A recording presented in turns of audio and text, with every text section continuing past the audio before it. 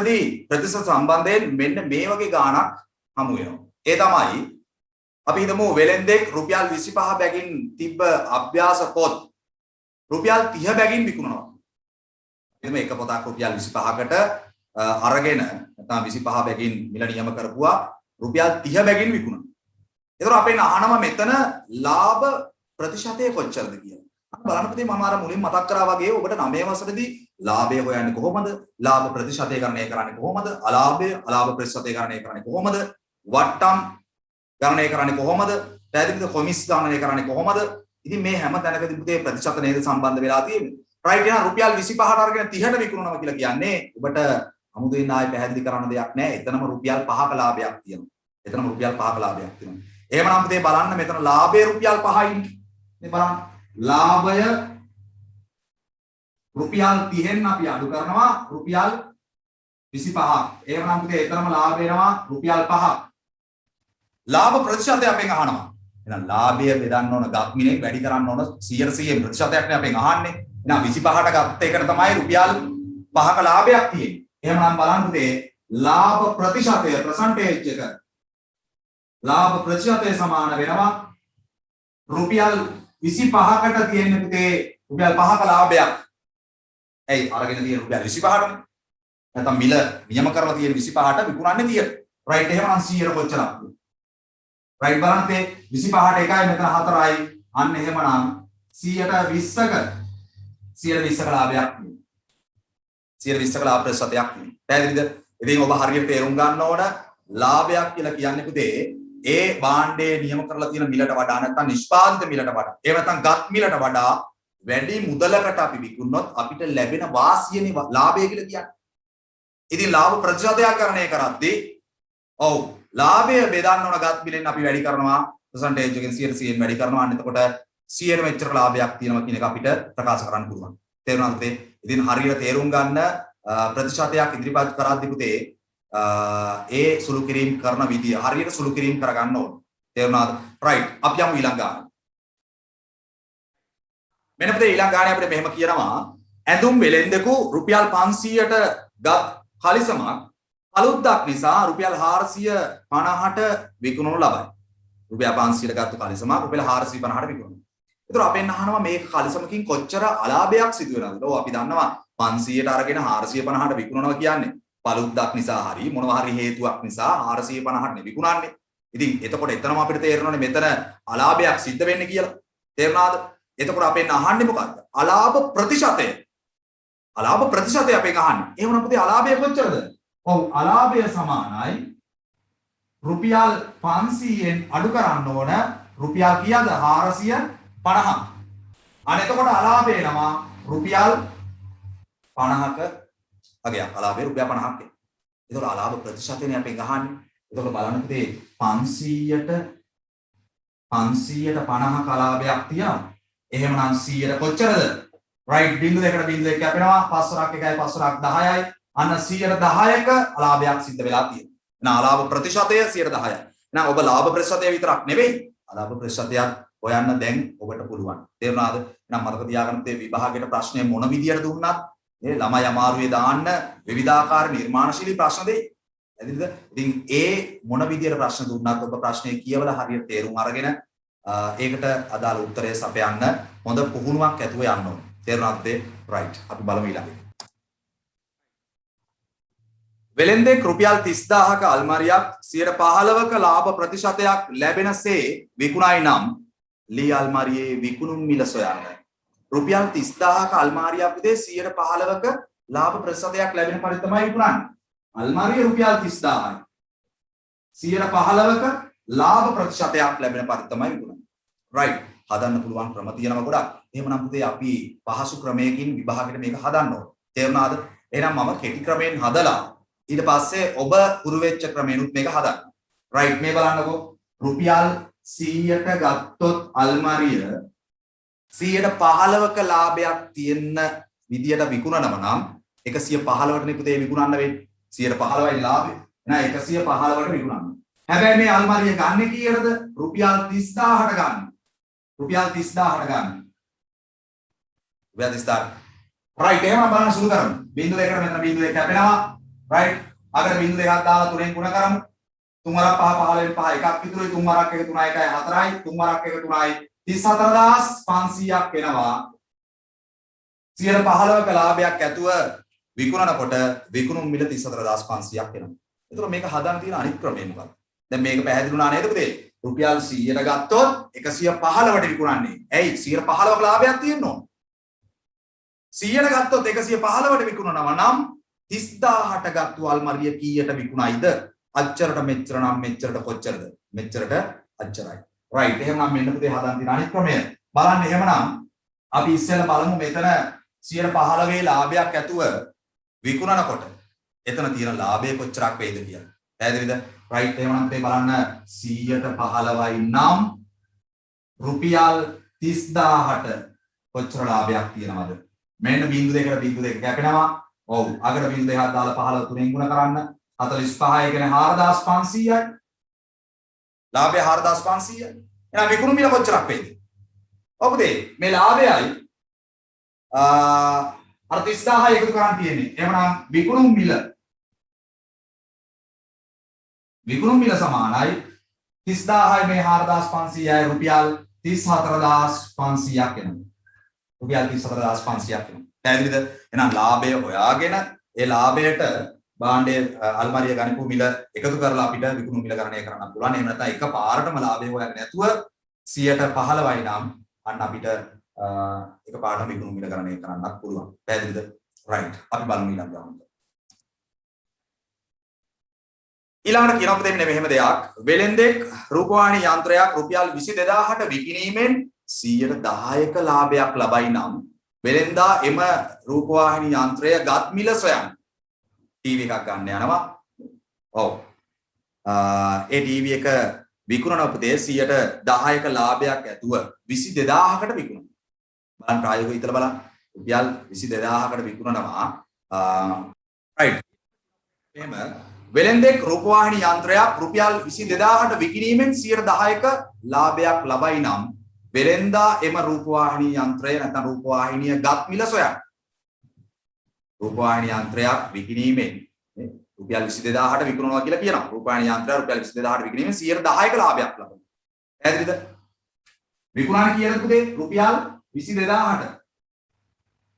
මේ සියලුම ගණන් අපි හදන්නේ 9 වසරට අදාළව. මෙතනින් පස්සේ අපි බලමු 10 වසර සහ 11 වසරට අදාළව ප්‍රතිශත සම්බන්ධයෙන් අපිට හදන්න තියෙන ගැටලු මොනවද කියන එක සම්බන්ධව. පැහැදිලිද? right. එහෙනම් බලන්න රුපියල් 22000ට විකුණන්නේ 100ට කීයක ලාභයක් ඇතුවද? 110ක ලාභයක් ඇතුව. 110ක ලාභයක් තියෙනවා නම් චුට්ටක් කල්පනා කරලා බලන්න රුපියල් 100ට ගන්න රූපවාහිනී යන්ත්‍රය අපි හිතමු රූපවාහිනී යන්ත්‍ර රුපියල් 100යි කියලා. 100ට ගන්න රූපවාහිනී යන්ත්‍ර කීයටද විකුණන්න ඕන? 110ට විකුණන්න ඕන. ඒතකොට 110ට විකුණන්නේ කීයට ගත්තොත්ද? 100ට ගත්තොත්. 110ට විකුණන්නේ 100ට ගත්තොත්. එහෙනම් 22000ට විකුණන්නේ කීයට ගත්තොත්ද? මෙන්න බලන්න. 110ට විකුණන්නේ පුතේ 100ට ගත්තොත්. එහෙනම් රුපියල් 22000ට විකුණන්නේ කීයට ගත්තොත්ද? අච්චරට මෙච්චර නම් මෙච්චරට කොච්චර? right. 110ට විකුණන්නේ 100ට ගත්තොත් 22000ට විකුණන්නේ කීයට ගත්තොත්ද? මෙන්න බිංදුවට බිංදුව කැපෙනවා. 11 වරක් 1යි මෙතන 11 වරක් 2යි. එහෙනම් මෙතන 200 ගුණ කරන්න තියෙන්නේ 100ෙන්. අන්න එතකොට එනවා අපිට රුපියල් 20000ක් එනවා. රුපියල් 20000ක් එනවා. right. එහෙනම් පුතේ අපේ මහානේ රූපවාහිනී යන්ත්‍රයේ ගත් මිල කොච්චරද කියලා. එහෙනම් රූපවාහිනී යන්ත්‍රය ගත් මිල රුපියල් 20000ක් එනවා. එතකොට මේ ක්‍රමයෙන් විතරද මේක හදන්න තියෙන්නේ. ඇයි සර් අපි නොදන්නා පද සම්බන්ධ කරගෙන පන්තියේදී කලින් හැදුව නේද මේ වගේ ගණන්? රූපවාහිනී යන්ත්‍රයේ ගත් මිල x ලෙස කියන. ඔව් එහෙම හදන්නත් පුළුවන්. ඉතින් පුතේ ඊටත් වඩා මේක කෙටි ක්‍රමයක්. අපි ඒ ක්‍රමෙනුත් හදලා බලමු.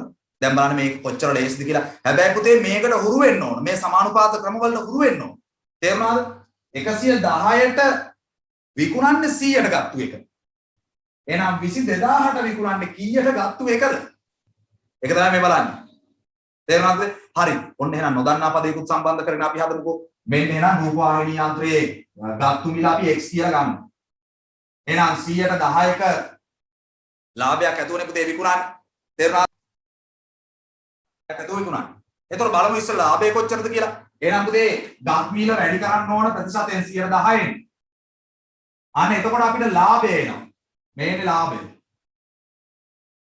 100ට ගන්න භාණ්ඩයකින් 10ක ලාභයක් තියෙනවා නම් x ප්‍රමාණයකට රුපියල් x ප්‍රමාණයකට ගන්න භාණ්ඩයකින් කොච්චර ලාභයක් තියෙද කියලා බලමු.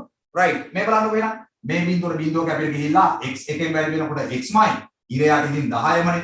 අන්න පුතේ ලාභය අපිට එනවා x බෙදීම 10යි. දැන් විකුණුම් මිල කියලා කියන්නේ මොකක්ද? ඕ මේ ලාභයට එකතු කරන්න ඕන ඒ භාණ්ඩයේ ගත්තු මිල. අපි ගත්තු මිල තමයි පුතේ x කියලා ගන්න. ගත්තු මිල x කියලා ගත්තේ. එහෙනම් ඒ x ට මේ x බෙදීම 10 ලාභය එකතු කරාට පස්සේ තමයි විකුණුම් මිල වෙන්නේ. ලාභයක් ඇතුවනේ විකුණන්නේ. right එහෙමනම් x එකතු කිරීම x බෙදීම 10 සමාන වෙනවා පුතේ විකුණුම් මිලට 22500ට. sorry 22000ට සමාන. දැන් බලන්න පුතේ මේ වගේ එකක් විසඳන්න අපි දන්නවානේ. හරයන් සමාන නැතුව මේ භාග දෙක සුළු කරන්නත් බෑ. බලන්න පුතේ මෙතනත් මම 10න් වැඩි කරනවා ඉර උලත් 10න් වැඩි කරනවා. අන්න එතකොට පොදු හරය කොහොමද 10යි? මෙතන x 10න් වැඩි කරාම 10යි x. ඒකට තව x එකක් එකතු කරාම 11යි x. ඒක සමාන වෙනවා මේ පැත්තේ 22000යි. right. දැන් ඉතින් හරස්මිතේ දාලා ඕනනම් හදන්න පුළුවන්. එහෙම නැත්නම් අපිට මෙහි තියෙන මේ බෙදීම 10 මේ පැත්තට රන් එන්න ගුණ කිරීම 10ක් විදියට මෙතන තියෙන ගුණ කිරීම 11 මේ පැත්තට රන් එන්න බෙදීම 11ක් විදියට. හරස්මිතේ දාලා මම පැහැදිලි කරන්නම්කෝ. මේ බලන්නකෝ 11යි x එකෙන් වැඩි කරාම 11යි x ම තමයි. අපිට මේ 22000 වැඩි කරන්න තියෙන්නේ කීයෙන්ද 10න් වැඩි කරන්න තියෙන්නේ. right දෙපැත්තම 11න් බෙදලා අපිට උත්තරයක් ගන්න බැරිද? පුළුවන් නේ. මේ 11ට 11 කැපිලා යනවානේ. x සමානයි. 11 වරක් 1යි මෙතන 11 වරක් 2යි 22. අන්න පුතේ එතනත් වෙනවා අපිට රුපියල් කීයක්ද? රුපියල් 20000ක් එනවා. රුපියල් 20000ක් එනවා. පැහැදිලිද? ඉතින් අපිට ඒ ක්‍රමයට නොදන්නා පදයක් සම්බන්ධ කරගෙන හදන්නත් පුළුවන්. එහෙම නැත්නම් මේ විදිහට අපිට එක පේලියෙන් උත්තරේ ගන්නත් පුළුවන්. 110ට විකුණන්නේ 100 භාණ්ඩයක්. ඒ කියන්නේ 100ට ගන්න රූපවාහිනී යන්ත්‍රය. එහෙනම් 22000ට විකුණන්නේ කීයට ගත්තොත්? ඒක තමයි බලන්න තියෙන්නේ. පැහැදිලිද? right එහෙනම් කෙටි ක්‍රම ඔස්සේ පුතේ කෙටි පේපර් එකේ තියෙන ගණන් ටික හදන්න හොඳට හුරු වෙන්න ඕන. විශේෂයෙන් මේ අපේ O level දරුවන්ට මේක ඉතාමත් වැදගත්. පැහැදිලිද? අපි දන්නවා කෙටි පේපර් එකේ මුල් ගණන් 25 මේ වගේ ගණන් ඕන තරම් අපිට දෙනවා. බදු සම්බන්ධ කරලා ඊළඟට ලාභ ප්‍රතිශත, අලාභ ප්‍රතිශත, වට්ටම් සහ කොමිස් සම්බන්ධ කරලා දෙනවා. පොලී සම්බන්ධ ගැටලු දෙනවා. පැහැදිලිද? ඉතින් ඒ අදාළ තැන්වලදී ඔබ කෙටි ක්‍රම භාවිතා කරලා මොකද ඔබට කෙටි පේපර් එකේ මුල් ගණන් 25 හදන්න පුතේ පැයක කාලයක් වෙන් කරොත් එක ගානකට විනාඩි 2යි තත්පර 40යි ලැබෙන්නේ. ඉතින් විනාඩි 2යි තත්පර 40ක ඉතාමත් කෙටි කාලයක් තුල ඔබ ප්‍රශ්නේ කියවලා තේරුම් අරගෙන ඒකට උත්තරේ දෙන්නත් ඕන. පැහැදිලිද? ඉතින් ඔබ ඊටතර අඩු කාලයක් අරගෙන කෙටි ක්‍රම ඔස්සේ මෙහෙම හදන්න පුරුදු වුණොත් ඔබට ඉතුරු ගණන් ටික හදන්න වෙලාව ඉතුරු වෙනවා. තේරුණාද? right. අපි යමු ඊළඟ කොටසට. අපි 9 අවසරදී ඉගෙන ගන්නවා පුතේ වට්ටම් සහ කොමිස් සම්බන්ධයෙන්. වට්ටම් සහ කොමිස් සම්බන්ධයෙන්. එතකොට මොකද්ද වට්ටමක් කියන එක සම්බන්ධයෙන් ඔබට හොඳ අවබෝධයක් දැන් තියෙනවා. මම මුලදී පැහැදිලි කිරීමක් කරා. අපි යම්කිසි භාණ්ඩයක් මිලදී ගන්න ගියාට පස්සේ අපිට ඒ භාණ්ඩයේ වටිනාකම යම්කිසි මුදලක් අඩු කරලා දෙනවා නම් එහෙම නැත්නම් පාරිභෝගිකයාට වාසියක් සලසලා දෙනවා නම් අපි කියනවා ඒක වට්ටමක් කියලා. පැහැදිලිද? ඩිස්කවුන්ට් එකක් කියලා කියනවා. ඒතොර එතෙන්දී ඒ වෙලෙන්දාට අවාසියක් සිද්ධ වෙන්නේ නැද්ද? ඔව්. ඒක ඍජුවම පුතේ එතෙන්දි වාසිය පාරිභෝගිකයාට උනාට කාලයක් ගත වෙන්න ඒ වෙලෙන්දාටත් ඒකේ වාසියක් අත් වෙනවා. කාලයත් එක්ක වාසියක් අත් වෙනවා. පැහැදිලිද? දැන් ඔබ ප්‍රායෝගිකව දන්න දෙයක් තමයි ඩිස්කවුන්ට් එකක් දෙනවා කියලා බෝඩ් දාලා ප්‍රදර්ශනය කරලා තිබුණොත් එතනට තමයි මිනිස්සු ඇදෙන්නේ. පැහැදිලිද? එතකොට කාලයක් ගත වෙන්න වෙලෙන්දර වාසියක් තියෙනවා. පාරිභෝගිකයට ඍජු වාසියක් තියෙනවා. පැහැදිලිද? එතකොට අපි බලමු වට්ටම් සම්බන්ධ නැත්නම් ඩිස්කවුන්ට් සම්බන්ධයෙන් මේ ප්‍රතිශතත් සම්බන්ධ කරගෙන මොන වගේ ගැටලුද අපෙන් විභාග වලට අහන්න. තේරුණාද? මම ඊටමත් සරල උදාහරණයකින් පැහැදිලි කිරීම පටන් ගන්නම්. මෙන්න මෙහෙම කියනවා අපිට කවිෂ 120ක වට්ටමක් ලබා දෙන පොත් සාපුවකින් රුපියල් 1500ක් වටිනා පොත් මිලදී ගනි. කවිෂට ලැබෙන වට්ටම සොයන්න. පුතේ වට්ටම් ප්‍රතිශතය අපිට දෙනවා 120යි කියලා. එතකොට රුපියල් 1500ක් වටිනා පොත් තමයි ගන්න. දැන් රුපියල් 1500ක් වටිනා පොත්. එහෙනම් බලන්න මේ වට්ටම් මුදල අපිට ගණනය කරන්න පුළුවන් ප්‍රතිශතය දීලානේ තියෙන්නේ. එහෙනම් වට්ටම සමාන වෙනවා. නැත්නම් වට්ටම් මුදල 100ට 20යි. පොත් ටිකේ වටිනාකම රුපියල් 100යි නම් රුපියල් 20ක අඩු කිරීමක් වාසියක් දෙනවා අපිට. දැන් 100ට 20යි නම් රුපියල් 1500ට කොච්චර මුදලක් අඩු වෙනවද වට්ටම් මුදල? දැන් රයිට් එහෙනම් බලන්න බිංදු දෙකට මෙතන බිංදු දෙකක් කැපෙනවා. එහෙනම් 20 වැඩි කරන් තියෙන 15 අන්න එතකොට එනවා රුපියල් 300ක්. රුපියල් 300ක් එනවා. ඒ කියන්නේ පුතේ අඩු වෙන මුදල තමයි රුපියල් 300. එහෙනම් 1500ක පොත් ගත්තොත් අපි දෙන්න ඕන කීයද? රුපියල් 300ක් අඩු කරනවද? 1200ක් දුන්නම ඇති. තේරුණාද? ඔබ එතකොට මෙච්චර කාලයක් මේ වට්ටම් සම්බන්ධයෙන් ගනුදෙනු කරලා තියෙනවා. නමුත් ඔගේ පරතරටම අධ්‍යයනය කරලා නැහැ. මේ පාඩමට ආවට පස්සේ තමයි ඔබ දන්නේ මෙහෙම දේවල් අපිට ඉගෙන ගන්නක් තියෙනවා. තේරුණාද? රයිට්. එහෙමනම් මේ තමයි අපි වට්ටම් සම්බන්ධයෙන් හදන ඉතාමත් සරලම ගාන වට්ටම් මුදලක් ගන්න එක කරගන්න. ඉතින් මේකෙදී අපෙන් අහන ප්‍රශ්න මාරුවෙන් මාරුවට නේ. වට්ටම් ප්‍රතිශතය අහන වෙලාවල් තියෙනවා, වට්ටම් මුදල අහන වෙලාවල් තියෙනවා. තේරුණාද? ඉතින් ඒ වට්ටමත් එක්කම අපිට ගන්න පුළුවන් මිල අහන වෙලාවල් තියෙනවා. ඉතින් අපි බලමු මේ වගේ විවිධාකාරයේ ගැටලු විසඳලා විභාගයට එන ඕනම ගානක් හදන්න ඒ පුහුණුව ගන්න කොහොමද කියන එක. රයිට්. එහෙනම් බලමු ඊළඟ ගාන. ඊළඟ ගාන පුතේ අපිට මෙන්න මෙහෙම දෙනවා වට්ටම් සම්බන්ධයෙන්. ජංගම දුරකථනයක නිෂ්පාදන වියදම රුපියල් 9000ක් වේ. රුපියල් 3000ක ලාභයක් ලැබෙනසේ එහි මිල ලකුණු කර ඇත. එහෙත් විකිණීමේදී ලකුණු කළ මිලෙන් 10%ක වට්ටමක් දෙනු ලැබේ නම් භාණ්ඩයේ විකුණුම් මිල සොයන්න. රයිට්. 10%ක වට්ටමක් දෙනවලු. හැබැයි පුතේ මුලින් කියනවා නිෂ්පාදන වියදම රුපියල් 9000යි. නිෂ්පාදන වියදම රුපියල් 9000යි. 3000ක ලාභයක් ලැබෙන පරිදි තමයි පුතේ ඒක මිල ලකුණු කරන්නේ. 3000ක ලාභයක් ලැබෙන පරිදි. එහෙනම් මේකේ ලකුණු කළ මිල කීයක් වෙයිද? ඒකනේ අපිට මුලින්ම වැදගත් වෙන්නේ. ලකුණු කළ මිල. නිෂ්පාදන වියදම යන්නේ රුපියල් 9000යි. රුපියල් 3000ක ලාභයක් ලැබෙන පරිදි මිල ලකුණු කරනවා. එතකොට 9000යි අතන 3000යි ලකුණු කරපු මිලත් එක්ක කීයක මිලක්ද පුතේ? පුතේ 3000ක ලාභයක් ලැබෙන පරිදි තමයි මිල ලකුණු කිරීම කරන්නේ 9000ට නිෂ්පාදනය වුණාට. එහෙනම් අපි ලකුණු කරන මිල විදියට මෙතන ගන්න ඕන 9000යි අර 3000යි එකතු කරලා 12000. එහෙනම් ලකුණු කළ මිල රුපියල් 12000. right? එතකොට ලකුණු කළ මිලෙන් 100ට කීයක වට්ටමක් දෙනවා කියලා කියන්නේ 110ක වට්ටමක් දෙනවා. පාරිභෝගිකයාට 110ක වාසියක් සලසලා දෙනවා. පැහැදිලිද? right. එහෙමනම් බලන්න පුතේ වට්ටම් මුදල අපිට හොයා ගන්න පුළුවන් දැන්. වට්ටම් මුදල. මේක හදන්න කෙටි ක්‍රමයක් තියෙනවා. එතනට යන්න කලින් අපි ඉස්සෙල්ලා මේ ක්‍රමෙන් හදලා ඉමු. මේ බලන්න 110ක වට්ටමක් තියෙනවා නම් රුපියල් 12000ට කීයක වට්ටමක් දෙනවද? නැත්නම් වාසියක් නැත්නම් අඩු කිරීමක් වෙනවද? right. බලන්න පුතේ 110 නම් 12000ට කීයද කියලා. එහෙනම් මේ බිංදු දෙකට මෙතන බිංදු දෙකක් ඇතිලා යනවා. එහෙනම් 120 10න් වැඩි කරාම රුපියල් 1200ක් එනවා. වට්ටම් මුදල රුපියල් 1200. දැන් එහෙමනම් 110ක වට්ටමක් දෙනවා. අඩු කරන මිල රුපියල් 1200යි. තේරුණාද පුතේ? එතකොට ලකුණු කරලා තියෙන්නේ 12000. එහෙනම් 12000න් අපි කීයද අඩු කරන්න ඕන? 1200ක් අඩු කරලා තමයි පුතේ මේ භාණ්ඩේ නැත්නම් මේ දුරකථනය විකුණන්නේ. එහෙනම් විකුණුම් මිල සමානයි රුපියල් 12000න් අඩු කරන්න ඕන රුපියල් 1200ක්. ඇයි අඩු කරන්නේ? ඔය වට්ටමක් කියලා කියන්නේ අපිට සහනයක් දෙනවා කියන එකනේ. පාරිභෝගිකයාට පොඩි වාසියක් අත් කරලා දෙනවා. පැහැදිලිද? right. එහෙනම් 12000න් 1200ක් අඩු කරන්න. එතකොට අපිට 12000න් 1200ක් අඩු කරන්න. එතකොට අපිට එනවා 10800ක්. රුපියල් 10800ක් එනවා. රුපියල් 10800ක් එනවා. ඔන්න පුතේ අපි සාමාන්‍ය පරිදි අපි සාමාන්‍ය සුළු කිරීම කරගෙන යන විදිහට මේකේ විකුණුම් මිල හොයාගත්තා. පැහැදිලිද? ලකුණු කළ මිල 12000යි. කියන්නේ නිෂ්පාදනයේ සඳහා යන වියදම 9000යි.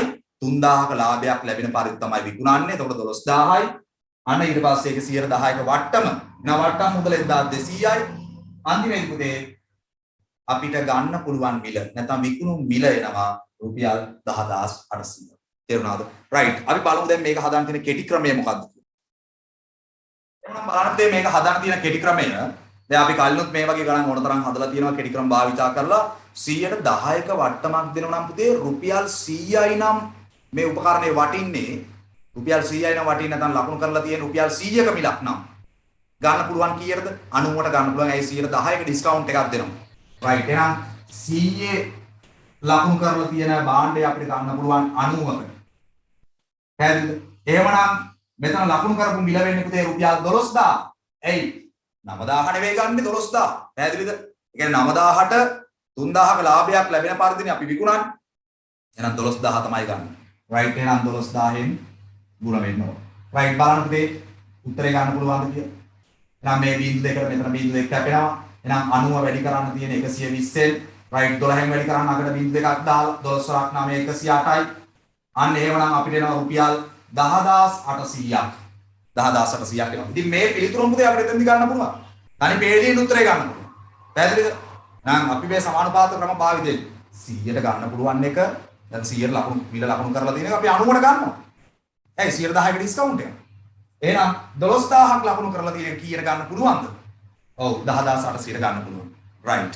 දැන් ඔබට මේ එකම ගාන පුතේ හදන්න තියෙන ක්‍රම සම්බන්ධයෙන් හොඳ අවබෝධයක් තියෙනවා. හැබැයි ගෙදරදී පුළුවන් තරම් වැඩ කරන්න ඕන. මෙතනදී පුතේ අපි මේක ඉගෙන ගන්නතර විතරක් මදි. ඔබ තනියම පේපර්ස් කරන්න ඕන, අභ්‍යාස වල නිරත වෙන්න ඕන. මොකද අපි විභාගයට යනකොට පුතේ පෙර පුහුණුවක් ඇතුව යන්න ඕන. පැහැදිලිද? අපි එකපාරටම ගිහිල්ලා විභාගයට වාඩිනොත් දාඩිය දාන්න පටන් අරගෙන උඩ බිම බල වටපිට බල ළඟ ඉන්න එක දිහා බල ඌ වැඩ කරන එකට ඌල්ල එහෙම තමයි ඉන්න වෙන්නේ. කාලය ගෙවෙන්නේ නැහැ. කාලය ගෙවා ගන්න සෑහෙන අමාරුයි. පැහැදිලිද? ඔළුව ගහගෙන ඉන්න. ඉතින් ඔය වගේ පුතේ අපහසුතාවයන් මැද්දේ අපි විභාගෙ ලියන්න ඕනේ නැහැ. පෙර පුහුණුවක් ඇතුව යනව නම් කිසිම ප්‍රශ්නයක් නැහැ. පුළුවන් තරම් පේපර්ස් කරලා අභ්‍යාස වල නිරත වෙලා පුහුණුවක් ඇතුව යන්න විභාගෙ. එතකොට ඔබට හොඳ ප්‍රතිඵලයක් ගන්න පුළුවන්. පැහැදිලිද? right. අපි යමු ඊළඟ කොටසට. right. වට්ටම් සම්බන්ධයෙන් පුතේ අපෙන් අහනවා මෙන්න ඊට වඩා චුට්ටක් ආත්පසීම වෙනස් කාරණයක්. දැන් මේ දක්වා අපි වට්ටම් මුදලක් හෙව්වා. වට්ටමත් එක්ක විකුණුම් මිල ගණනය කරා. දැන් අහනවා පුතේ අපෙන් වට්ටම් ප්‍රතිශතයක්. බලමු. බලන්න මෙන්න මෙහෙම දෙයක් අපෙන් අහනවා. රුපියල් 2000ක අත්ඔරලෝසුවක් අත්පිට මුදලට විකිණීමේදී රුපියල් 250ක් අඩු කර විකුණුම් ලබයි නම් ලැබෙන වට්ටම් ප්‍රතිශතය සොයන්න. බලන්න තේ රුපියල් 2000ක අත්ඔරලෝසුව රුපියල් 250ක් අඩු කරලා තමයි විකුණන්නේ අත්පිට මුදලට විකිණීමේදී. පැහැදිලිද? එහෙනම් රුපියල් 250 2000ක ඔරලෝසුවකින් 250ක් අඩු කරනවා නම් වට්ටම් ප්‍රතිශතයක් කියලා කියන්නේ මොකද්ද? 100ට කොච්චරක්ද? වට්ටම අපි දන්නවා 250යි කියලා. පැහැදිලිද? අපෙන් අහන ප්‍රතිශතය percentage එක අහන්නේ. එහෙමනම් බලන්න රුපියල් 2000ක් වටින ඔරලෝසුවකින් අඩු කරන්නේ රුපියල් 250යි. එහෙනම් 100ට කොච්චරක්ද කියලා නේද පුතේ හොයන්න තියෙන්නේ. 100ට කොච්චරද කියලා හොයන්න. බලන්න මේ බිංදු දෙකකට බිංදු දෙකක් කැපෙනවා. මේ බිංදුවට මේ බිංදුව කැපෙනවා. එහෙනම් 25 දෙකෙන් බෙදුවම 12.5ක් වෙනවා percentage එක. අන්න එහෙනම් වට්ටම් ප්‍රතිශතය 12.5යි කියලා අපිට ගන්න පුළුවන්. පැහැදිලිද? ඔය විදිහට පුතේ අපෙන් වට්ටම් ප්‍රතිශතයක් අහන අවස්ථා තියෙනවා. බොහෝ දුරට කෙටි පේපර් එකට මේ වගේ කෙටි ප්‍රශ්න ඇතුළත් කරනවා. තේරුණාද පුතේ? right. right. 108ක වට්ටමක් සහිතව කතාපොතක් විකුණු ලබන්නේ රුපියල් 460ට නම් කතාපොත විකිණීමට ලකුණු කර ඇති මිල කොපමණද? බලන්න තේ 108ක වට්ටමක් ඇතුව 460ට විකුණනවා. පැහැදිලිද? 108ක වට්ටමක් ඇතුව 460ට විකුණනවා. අපෙන් අහනවා පොතේ ලකුණු කරලා තිබිච්ච මිල කොච්චරද කියලා. 108ක වට්ටමක් දෙනවා කියලා කියන්නේ පුතේ 92කට තමයි මේ පොත විකුණන්නේ. එතකොට 92කට විකුණන්නේ කීයක් ලකුණු කරලා තිබිච්ච පොතක්ද? රුපියල් 100ක මිලක් ලකුණු කරලා තියෙන පොතක්. මේ බලන්න 92කට විකුණන්නේ රුපියල් 100ක මිලක් ලකුණු කරලා තියෙන පොතක්. එහෙනම් රුපියල් 450කට විකුණන්නේ 450 නේද පුතේ? ඔව් 460කට 460කට විකුණන්නේ කීයක මිලක් ලකුණු කරලා තියෙන පොතක්ද කියලා නෙමෙයි අපෙන් අහන්නේ. මොන නැවත කියනවා පුතේ හරියට තේරුම් ගන්න 108ක වට්ටමක් ඇතුව 460කට පොත විකුණනවා. අපෙන් අහනවා පොතේ ලකුණු කරපු මිල කොච්චරද කියලා. වට්ටමක් දුන්නාට පස්සේ පුතේ අනිවාර්යයෙන්ම ඒ ගාන අඩු වෙනවනේ. දැන් 460ක වෙලා තියෙන පොඩි ප්‍රමාණයක් අඩු වෙලානේ. එහෙනම් මුලින් ලකුණු කරලා තිබිච්ච මිල කොච්චරද? ඊට වඩා වැඩි මිලක් තමයි ලකුණු කරලා තියෙන්නේ නැත්තේ. 108ක වට්ටමක් දෙනකොට ගාන අඩු වෙනවා. පැහැදිලිද? right. එහෙනම් බලන්න 92ට දෙන්නේ ලකුණු කරලා තිබිච්ච මිල රුපියල් 100ක් වුණොත්. එහෙනම් 460ට දෙන්නේ ලකුණු කරලා තිබ්බ මිල කීයක් වුණොත්ද? right. එහෙමනම් බලමු මේක සුළු කරන් තියෙන පුතේ. බලන්න එහෙමනම් 46ට 1යි 10ක් වෙනවා. මෙතන කීයක් වෙනවද? 2යි. දෙවරක් 1යි. මෙතන දෙවරක් 5යි. 100 පහෙන් වැඩි කරාම රුපියල් කීයද? රුපියල් 500ක් වෙනවා. අන්න එහෙමනම් පුතේ රුපියල් 500ක මිලක් ලකුණු කරලා තිබුණොත් තමයි ඒක 460ට විකුණන්නේ 108ක වට්ටමක් සහිත. තේරුණාද? දැන් ඔබට පැහැදිලි නේද මේ ටිකෙන් ටික අපි එන්නේ සංකීර්ණ ගැටලු වලට. වට්ටම් සහ කොමිස් සම්බන්ධයෙන් ලාභ ප්‍රතිශත අලාභ ප්‍රතිශත සම්බන්ධයෙන් පැහැදිලිද? එතකොට දැන් අපි ඊළඟ පන්තියේ 10 වසරට යනකොට අපි ඉගෙන ගන්නවා ප්‍රතිශත පාඩමේම ඊළඟ ස්ටෙප් එක. ඒ තමයි බදු සම්බන්ධයෙන් කතා කරන්නේ.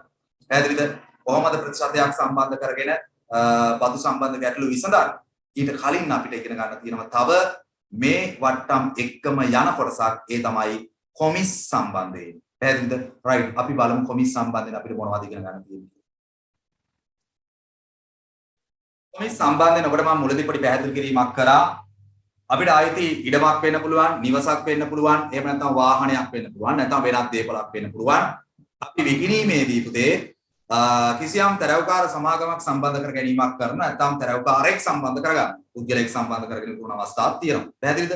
ඉතින් මේ වගේ අවස්ථාවල එම දේපලේ විකුණුම් මිලෙන් යම්කිසි ප්‍රතිශතයක් අර තරවකාරයාට දෙන්න ඕනේ.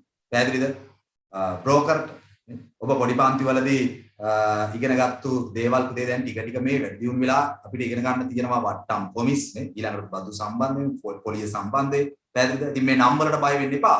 මේක ඇතුළාන්තය සම්බන්ධයෙන් ඔබ චුට්ටක් අධ්‍යයනය කරලා බලන්න. තේරුණාද? රයිට්. එහෙමනම් පුතේ මේ දේපල විකුණනකොට වාහනේ වෙන්න පුළුවන්, නිවස වෙන්න පුළුවන්, ඉඩමක් වෙන්න පුළුවන්. විකුණනකොට කවුරු හරි පුද්ගලයෙක් සම්බන්ධ කරගන්න වෙනවා. ඒක විකුණ ගන්න. පැහැදිලිද? එතකොට ඒ තරවකාරයාට යම්කිසි මුදලක් දෙන්න වෙනවා. ඒ අර විකුණුම් මිලේ යම්කිසි ප්‍රතිශතයක් විදියට තමයි දෙන්න වෙන්නේ. තේරුණාද?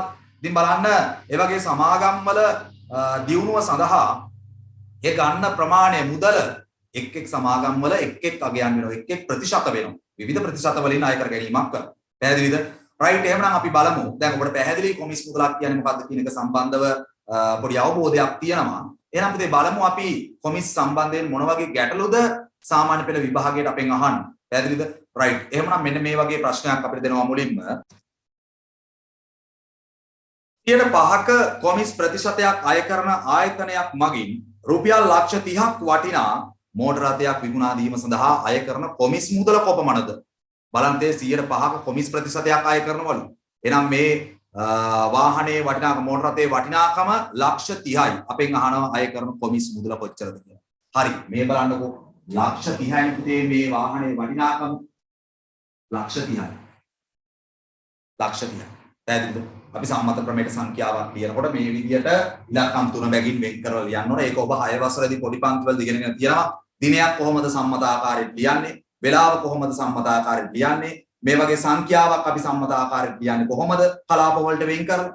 අපි ඒක අකුරින් ලියන විදියට කියනවා සංඛ්‍යා නාමය කියලා. දැන් මේව මෙතන ආය අමුතුවෙන් උගන්වන්න අවශ්‍ය නැහැ. ඔබ පොඩි පන්තිවලදී ඉගෙනගෙන තියෙන්නේ. තේරුණාද? මේක ඒක කලාපය, මේක දහස් කලාපය, මේක මිලියන කලාපය. ඒතර එක ස්ථානයකදී ඉලක්කම් 3 බැගින් තමයි වෙන් කරගෙන යන්නේ.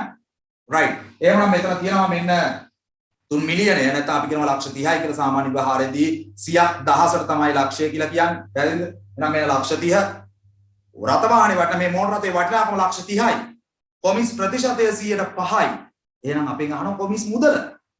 වාහනේ වටිනාකම රුපියල් 100යි නම් 5ක් කොමිස්යි. හැබැයි වාහනේ වටිනාකම ලක්ෂ 30යි. එහෙනම් කොච්චරද කියලා බලමු. 100ට 5යි නම් ලක්ෂ 30ට කොච්චරද කියලා බලන්න තියෙන්නේ. නම් ප්‍රතිශතයෙන් වැඩි කරමු. රයිට්. බිංදු දෙකට මේ බිංදු දෙක කැපෙනවා.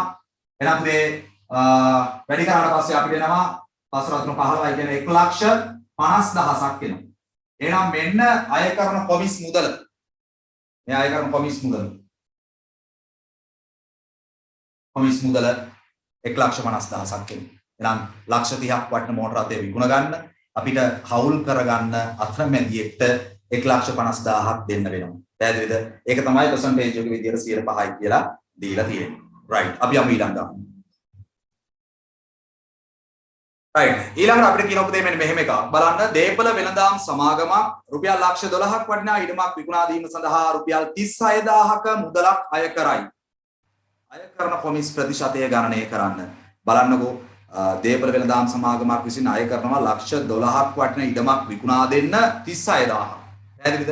අපෙන් අහනවා අය කරන කොමිස් ප්‍රතිශතය. බලන්න ලක්ෂ 12ක් වටින මේ බලන්න පුතේ. ලක්ෂ 12ක් වටින ඉඩමක් විකුණන්න කොච්චර කොමිස් මුදලක් අය කරනවද? රුපියල් 36000ක් අය කරනවා. පැහැදිලිද? රුපියල් 36000. එහෙමනම් කොමිස් ප්‍රතිශතය අපෙන් අහන්නේ හරි ලේසි. 100ට කොච්චරද කියලා නේ හොයන්න තියෙන්නේ. ලක්ෂ 12ට 36000 නම් 100ට කොච්චරද? අච්චරට මෙච්චර නම් මෙච්චරට කොච්චර බලන්න තේ හරි ලේසියෙන් මේවා හදන්න පුළුවන්. පැහැදිලිද? වාසාවෙන් ඉගෙන ගන්න ඕන. ආසාව නැත්තම් කිසි දෙයක් කරන්න බෑ කියන එක මම මුලදීත් පැහැදිලි කරලා තියෙනවානේ. තේරුණාද? එතකොට සමහර අයට භාවනා කරනකොට ඈනුම් යන්නේ ඇයි? ආසාවක් නැතිකම නිසා. තේරුණාද? නැත්නම් භාවනා කරනකොට ඈනුම් යන විදියක් නැහැ නේ. ඒක හිතේ එක අරමුණක තියාගෙන එක විදියකට කරන්න ඕන දෙයක්. තේරුණාද? ඉතින් ඒත් ඈනුම් යන දරුවෝ ඉන්නවා. රයිට් එහෙනම් බලන්න සුළු කරමු මේ බිංදු දෙකට මෙතන බිංදු දෙක කැපෙනවා. මෙතන බිංදු 3ට මෙතන බිංදු 3 කැපෙනවා. 36 12න් බෙදන්න තියෙන්නේ 3යි 100ට 3.20%. පැහැදිලිද? රයිට්. දැන් ඔබට 6 වසරේ ඉඳලම අපි ගමු 7 වසර කියලා. 6 වසරේදී අපිට අනුපාත සම්බන්ධයෙන් පමණයි ඉගෙන ගන්න ප්‍රතිශතයක් ගැන කතා කරන්නේ නැහැ. 7 වසරේ ඉඳලා පුතේ 9 වසර දක්වාම ප්‍රතිශත සම්බන්ධයෙන් විවිධ අවස්ථාවලදී අපි ගණනය කිරීම කරන අයුරු දැන් ඔබට ඉතාමත් හොඳින් අවබෝධ වෙන්න ඇති පැහැදිලි වෙන්න. තේරුණාද? එතකොට ඔබ හරියටම තේරුම් ගන්න ඕන කාරණේ පුතේ මේ ප්‍රතිශත සම්බන්ධ ගැටලු විසඳීමේදී විවිධ ක්‍රම ඔස්සේ අපි ගැටලු විසඳුවා. සමහර ගණන් හදන්න අපිට ක්‍රම කිහිපයක් තියෙනවා. කෙටි ක්‍රම ඔස්සේ හදන්න පුළුවන්. ඉතින් පුතේ හරි අවබෝධයකින් යුතුව මේ ප්‍රතිශත සම්බන්ධ ගාන ඔබ හදාගත්තොත් ඔබට අනිවාර්යයෙන්ම ඔබ බලාපොරොත්තු වෙන ලකුණු ප්‍රමාණය ගන්න පුළුවන්. තේරුණාද? මොකද සාමාන්‍ය පෙළ විභාගයට දෙවනි ප්‍රශ්න පත්‍රයේ ප්‍රධාන වශයෙන්ම ගාණක් වෙන කොටසක් තමයි පුතේ percentage කියලා කියන්නේ ප්‍රතිශත කියන්නේ. පැහැදිලිද? එතකොට මෙතනදී ගොඩාක් වැදගත් වෙන්න ඕන දේ තමයි 10 වසර සහ 11 වසරේදී අපිට ඉගෙන ගන්න තියෙන දේවල් ටික. නමුත් ඔබ පොඩි පන්තිවලදී මේ ඉගෙන ගනිපු දේවල් ටික ගොඩක් වැදගත් වේවි 10 වසරේදී බදු සම්බන්ධ ආශ්‍රිත සහ සුළු පොලිය සම්බන්ධ ආශ්‍රිත ගැටලු විසඳන්න සහ 11 වසරේදී ඒ වැල් පොලිය සහ ඊළඟට ශේෂ ක්‍රමයේ ආශ්‍රිත පොලිය ගණනය කිරීමේදී ගොඩක් වැදගත් වෙනවා. තේරුණාද? රයිට්. අපි එහෙමනම් බලමු 10 වසරට අදාළව බදු සම්බන්ධ ගැටලු විසඳද්දී මොනවද බදු කියලා කියන්නේ? එක් බදු වර්ග සම්බන්ධයෙන් පොඩි දල අවබෝධයක් අරගෙන අපි බලමු එතනින් එහාට බදු සම්බන්ධ ගාණක් හදාගන්නේ කොහොමද? පොලිස් සම්බන්ධ ගාණක් හදාගන්නේ කොහොමද කියලා. රයිට්.